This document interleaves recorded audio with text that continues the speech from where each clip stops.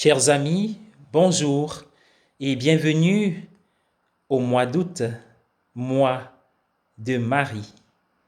Bienvenue aussi à ce temps, notre rendez-vous quotidien consacré à la méditation de la parole de la vie.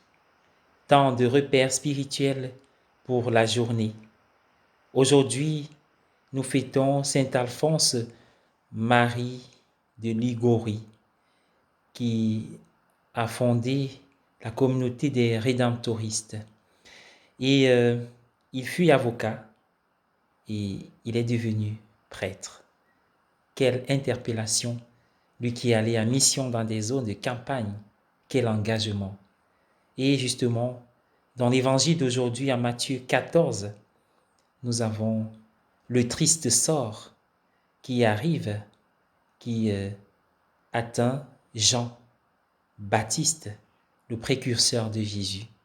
Bien souvent, nous parlons de Saint Étienne comme étant le premier des martyrs, mais justement parce que Jean-Baptiste, il a précédé Jésus, mais c'est pour le Christ, pour la vérité, pour la parole de Dieu qu'il meurt. Nous avons dans l'évangile de ce matin un exemple de ces crimes orchestrés par des abus de pouvoir. Ces exemples parsèment le monde et même notre société aujourd'hui.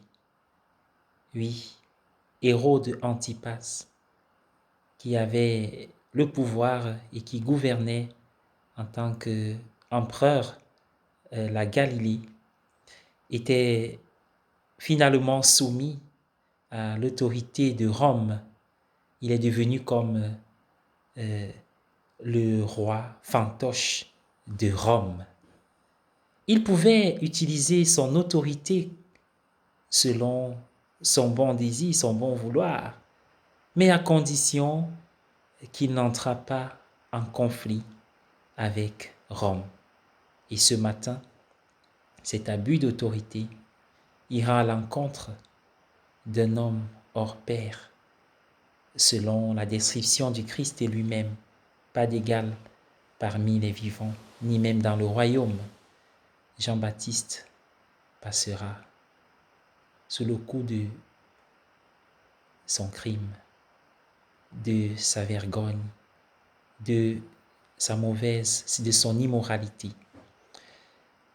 Bien-aimés dans le Seigneur, bien souvent, ceux qui utilisent de manière abusive leur pouvoir perdent l'autorité. Mais Jean-Baptiste n'avait pas de pouvoir. Cependant, il était plein d'autorité parce que sa vie était fondée sur des valeurs morales et fondée en Dieu lui-même. Ainsi, Jean-Baptiste pouvait trouver dans cette autorité divine le courage d'affronter un homme si puissant au fin de décrier sa conduite et son comportement qui allait à l'encontre de la loi juive. Il avait pris pour femme la femme, l'épouse de son défunt frère, Hérodiade. Jean-Baptiste préfigure Jésus qui n'avait pas de pouvoir. Lui dont Saint Paul dit qu'il était crucifié dans la faiblesse. Mais, selon les paroles du centurion romain, on entend dire, vraiment cet homme était le Fils de Dieu. Oui, bien-aimés dans le Seigneur, nous pouvons ne pas avoir de pouvoir, mais tâchons de garder notre autorité. Et comment est-ce possible? En imitant par exemple Jean le Baptiste, c'est-à-dire en laissant la parole de Dieu, son amour, façonner nos vies, nos choix, nos attitudes et même nos valeurs. Je souhaite à tous un très beau mois de Marie, un très beau mois d'août, un beau temps estival. Que le Seigneur vous bénisse. Restons unis et éclairés par cette lumière qui vient d'en haut. Bonne journée à tous.